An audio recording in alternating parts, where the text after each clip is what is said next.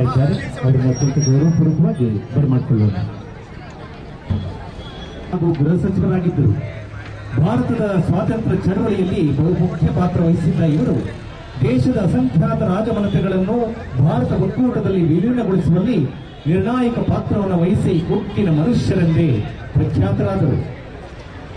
ಅವರ ಜನ್ಮದಿನವನ್ನ ಭಾರತದ 2018ರಲ್ಲಿ ಅವರ ಜನ್ಮ ವಾರ್ಷಿಕೋತ್ಸವದಂದು ವಿಶ್ವದ ಅತಿ ಎತ್ತರದ ಏಕತೆಯ ಪ್ರತಿಮೆಯನ್ನ ಗುಜರಾತ್ನಲ್ಲಿ ಸಮಾರಂಭವನ್ನ ಇಂದು ಆಯೋಜಿಸಿದ್ದು, ಈ ಸಮಾರಂಭದ ಆರಂಭದ ಮೊದಲಿಗೆ ನಾಡಗೀತೆಯ ಪ್ರಸ್ತುತಿ ಹಾಸನದ ಸರ್ಕಾರಿ ಬಾಲಕಿಯರ ವಿಭಜಿತ ಕಾಲೇಜಿನ ವಿದ್ಯಾರ್ಥಿನಿಯರಿಂದ.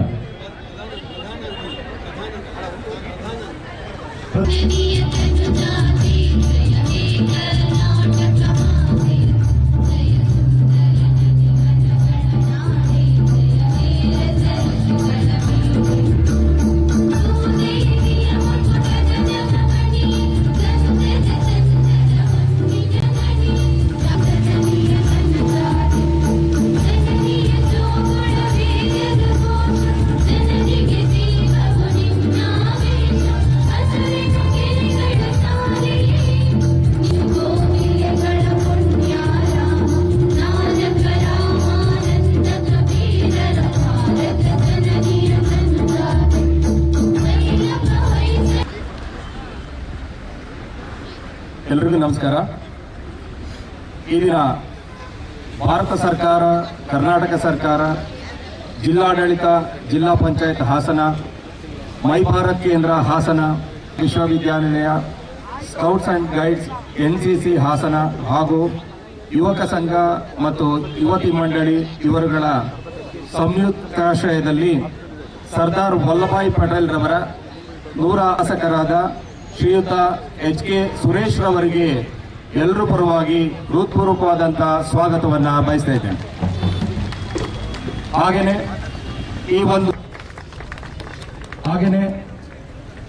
ಈ ಒಂದು BR ಪೂರ್ಣಿಮಾ ಮೇಡಮ್ ರವರಿಗೂ ಕೂಡ ಹೃತ್ಪೂರ್ವಕವಾದಂತಹ ಸ್ವಾಗತವನ್ನ ಬಯಸ್ತಾ ಇದ್ದೇನೆ. ಇರುವಂತಹ ಕಾರ್ಯಕ್ರಮದ ರೂವಾರಿಗಳಾದಂತಹ ಯಾತ್ರೆಯಲ್ಲಿ ಪಾಲ್ಗೊಳ್ಳಲು ಆಗಮಿಸಿರ್ತಕ್ಕಂತಹ ಎಲ್ಲ ಶಾಲೆ ಕಾಲೇಜುಗಳ ವಿದ್ಯಾರ್ಥಿಗಳಿಗೂ, ಸಾರ್ವಜನಿಕ ಬಂಧುಗಳಿಗೂ ಹಾಗೂ ಮಾಧ್ಯಮ ನನ್ನ ಒಂದು ಸ್ವಾಗತ ಭಾಷಣವನ್ನು ಮುಗಿಸ್ತಾ ಇದ್ದೇನೆ. ಜೈ ಹಿಂದ್, ಜೈ ಭಾರತ್.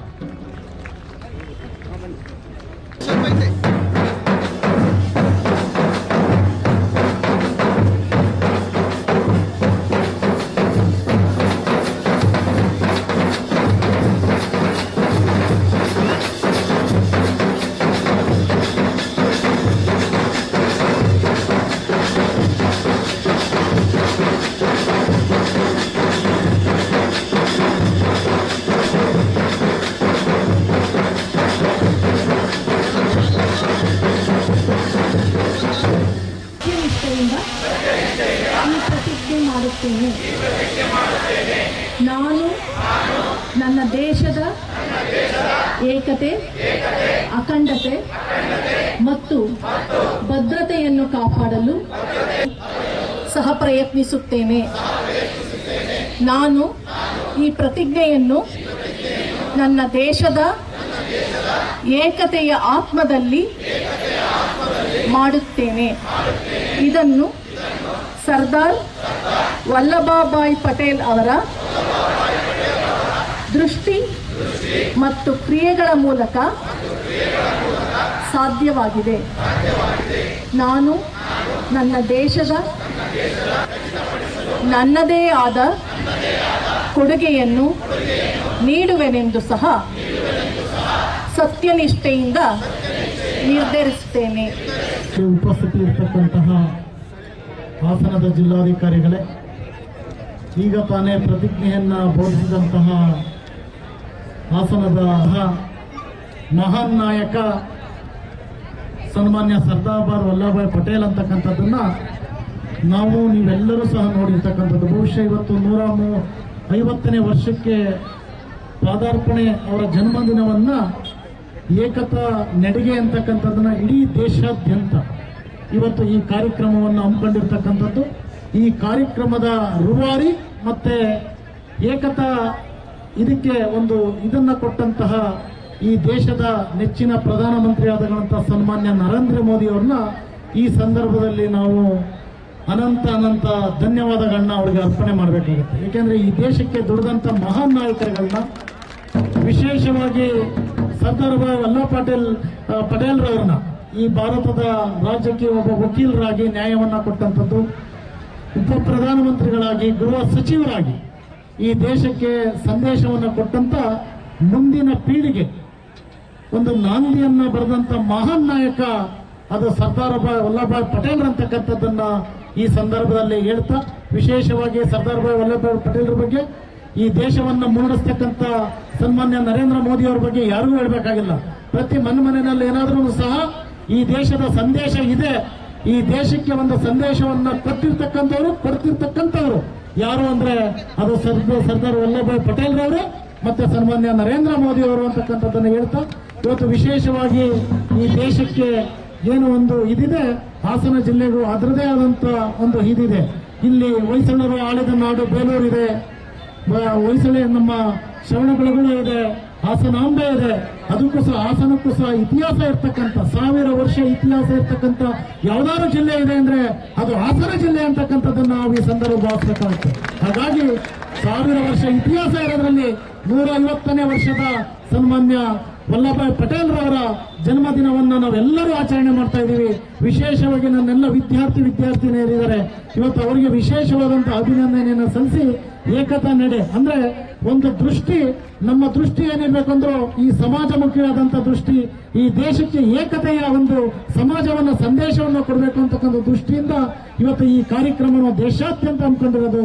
ಎಲ್ಲ ಜಿಲ್ಲಾ, ನಮ್ಮ ಕರ್ನಾಟಕ ರಾಜ್ಯದಲ್ಲಿ ಎಲ್ಲ ಜಿಲ್ಲಾ ಕೇಂದ್ರಗಳಲ್ಲಿ ಹಮ್ಮಿಕೊಂಡು ಇವತ್ತು ನಾವು ಪಾದಯಾತ್ರೆಯನ್ನ ಅಂದ್ರೆ ನಡಿಗೆಯನ್ನ ಮಾಡ್ತಕ್ಕಂಥದ್ದು. ಏನಕ್ಕೋಸ್ಕರ ಅಂದ್ರೆ 150ನೇ ಜನ್ಮ ದಿನಾಚರಣೆ ಇಡೀ ದೇಶಕ್ಕೆ ಮಾದರಿಯನ್ನ ಆಗ್ಬೇಕು ಅಂತಕ್ಕಂಥದ್ದನ್ನ ನಾವೆಲ್ಲರೂ ಮಾಡ್ತಾ ಇದ್ದೀವಿ. ಹಾಗಾಗಿ ಈ ಕಾರ್ಯಕ್ರಮದಲ್ಲಿ ಭಾಗವಹಿಸಿರ್ತಕ್ಕಂಥ ಎಲ್ಲ ಅಧಿಕಾರಿಗಳ ಆದಿಯಾಗಿ, ಶಿಕ್ಷಕರ ಆದಿಯಾಗಿ, ಎಲ್ಲ ನನ್ನ ಆತ್ಮೀಯ ಸಹೋದರರು, ಮತ್ತೊಮ್ಮೆ ವಿದ್ಯಾರ್ಥಿಗಳು, ಅತಿ ಹೆಚ್ಚು ವಿದ್ಯಾರ್ಥಿನಿಯರು ಕಾರ್ಯಕ್ರಮದಲ್ಲಿ ಭಾಗವಹಿಸಿದ್ದಾರೆ. ಹಾಗಾಗಿ ಎಲ್ಲ ಶಾಲೆಯ ಸಲ್ಲಿಸಿ ನನ್ನ ಮಾತಿಗೆ ವಿರಾಮ ಮಾಡ್ತೀನಿ. ಇನ್ನೂ ಗಟ್ಟಿಯಾಗಿ ಹೇಳಬೇಕು, ನಾನು ಗಟ್ಟಿಯಾಗಿ ಹೇಳ್ತೀನಿ. ಸರ್ದಾರ್ ವಲ್ಲಭಾಯ್ ಪಟೇಲ್ ಜಿ ಕಿ, ಸರ್ದಾರ್ ವಲ್ಲಭಾಯ್ ಪಟೇಲ್ ಜಿ ಕಿ. ಏಕತಾ ದಿನಕ್ಕೆ, ಏಕತಾ ನಡೆಗೆ. ಇನ್ನು ಹಿಂದೆ ಕೇಳಿಸ್ತಾ ಇಲ್ಲ, ಹಿಂದೆ ಇರೋರು ಕೈ ಈಗ ಹೇಳ್ಬೇಕು, ಜೈ ಅಂತ ಹೇಳ್ಬೇಕು. ಸರ್ದಾರ್ ವಲ್ಲಭಾಯ್ ಪಟೇಲ್ ಜಿ ಕಿ. ಹಿಂದಿನವರು ಕೈ ಎತ್ತುತ್ತಾ ಇಲ್ಲ. ವಲ್ಲಭಾಯ್ ಪಟೇಲ್ ಜಿ ಕಿ. ಏಕತಾ ನಡೆಗೆ, ಏಕತಾ ದಿವಸಕ್ಕೆ, ಭಾರತ ದೇಶಕ್ಕೆ, ಭಾರತಾಂಬೆಗೆ, ಕರ್ನಾಟಕ ಮಾತೆಗೆ, ಹಾಸನ ಜಿಲ್ಲೆಗೆ. Very good.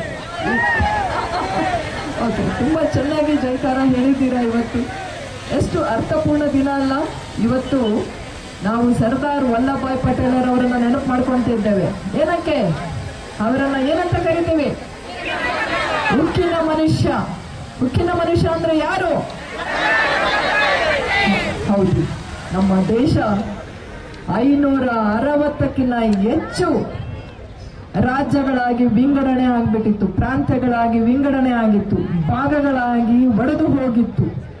ಅವರನ್ನೆಲ್ಲ ಸೇರಿಸಿ ಒಂದು ಸಮಗ್ರ ನಮ್ಮ ಮಹಾನ್ ದೇಶದ ಉದಯಕ್ಕೆ ಕಾರಣರಾದವರು ಯಾರು? ಹೌದು. ಹಾಗಾಗಿ ಇವತ್ತು ನಮ್ಮ ದೇಶವನ್ನ ಭಾರತ ಅಂತ ಏನಾದ್ರೂ ನಾವು ನೋಡ್ತಾ ಇದ್ರೆ ಹೆಮ್ಮೆಯಿಂದ ಸಮಗ್ರ ಒಂದು ಸುಂದರವಾದ ಬಲಿಷ್ಠವಾದ ದೇಶವನ್ನ ರಚಿಸಿದ್ದು ಯಾರಾದರೂ ಇದ್ದರೆ ಅದರ ಕ್ರೆಡಿಟ್ ಯಾರಿಗೆ ಹೋಗುತ್ತೆ? ಉಕ್ಕಿನ ಮನುಷ್ಯ ಸರ್ದಾರ್ ವಲ್ಲಭಾಯ್ ಪಟೇಲ್ ಅವರು. ಯಾಕೆ ಅಂದ್ರೆ ಅವರು ಒಬ್ಬ ಸ್ಟ್ರಾಂಗ್ ಲೀಡರ್. ಲೀಡರ್ಶಿಪ್ ಅಂದ್ರೆ ಏನು, ನಾಯಕತ್ವ ಗುಣ ಅಂದ್ರೆ ಏನು ಅಂತ ಅವರು ತೋರಿಸಿಕೊಟ್ಟರು.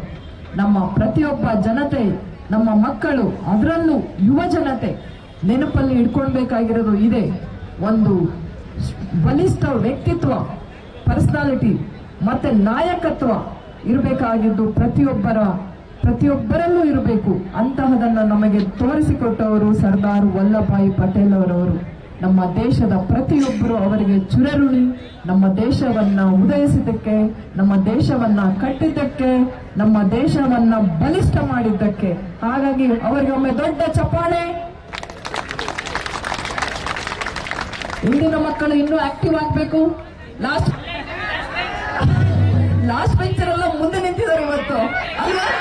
ಅವರಿಗೆಲ್ಲ ದೊಡ್ಡ ಚಪ್ಪಾಳೆ. Very good. Okay, nice. ಇವತ್ತೆಲ್ಲರೂ ನೀವು ಏಕತಾ ನಡೆಯನ್ನ ತೆಗೆದುಕೊಂಡಿದ್ದೀರಾ. ಇದೆಲ್ಲ ನಮ್ಮ ದೇಶದ ಶಾಸಕರಾದ ನಮ್ಮ ಸುರೇಶ್ ಸರ್ ಅವರು ಇದ್ದಾರೆ, ನಮ್ಮ ಸ್ನೇಹಿತರಾದ ಜಿಲ್ಲಾ ಪಂಚಾಯತಿಯ ಸಿಒರಾದ ಪೂರ್ಣಿಮಾರವರು, ಆನಂದ್ ಕುಮಾರ್ ಅವರು, ಮತ್ತೆ ಇಲ್ಲಿ ನಡೆದಿರ್ತಕ್ಕಂತಹ ಎಲ್ಲರೂ, ಮತ್ತೆ ನಮ್ಮ ಮುಂದೆ ಇರ್ತಕ್ಕಂತಹ ತುಂಬಾ ಬ್ರೈಟ್, ಯಂಗ್, ಎನರ್ಜೆಟಿಕ್ ಯುವ ಜನತೆ ಅಲ್ಲ? ಎಸ್. ಓಕೆ, ಇದೆಲ್ಲ ನಾವಿವತ್ತು ಪ್ರಾರಂಭ ಮಾಡೋಣ ಅಂತ ಹೇಳ್ತಾ ಈ ನಡಿಗೆಗೆ ಒಂದು ಅಧಿಕೃತವಾಗಿ ಚಾಲನೆಯನ್ನ ಕಲ್ಚರಲ್ ಪ್ರೋಗ್ರಾಮ್ ಮೂಲಕ ನಮ್ಮ ತಂಡದವರು ಎಂತ ಡೊಳ್ಳು ಕುಣಿತ ತಂಡದವರು ಇವತ್ತು ನಮ್ಮ ಜೊತೆಯಲ್ಲಿ ಇದ್ದಾರೆ, ತುಂಬಾ ರೆಡಿಯಾಗಿ ನಿಂತಿದ್ದಾರೆ. ಇದಕ್ಕೆ ಪ್ರಾರಂಭವನ್ನ ಕೊಡೋಣ ಅಂತ ಹೇಳಿ ಈ ಮೂಲಕ ನಾನು ಕೋರ್ತಾ ಇದ್ದೇನೆ ಶಾಸಕರು. CS ಅವರು ಹಾಗೆ ಅಡಿಷನಲ್ SP ಸರ್ ನಾವು ಕೂಡ ಇದರೊಟ್ಟಿಗೆ ಭಾಗವಹಿಸಬೇಕು ಅಂತ ನಿಮ್ಮಲ್ಲಿ ಅತ್ಯಂತ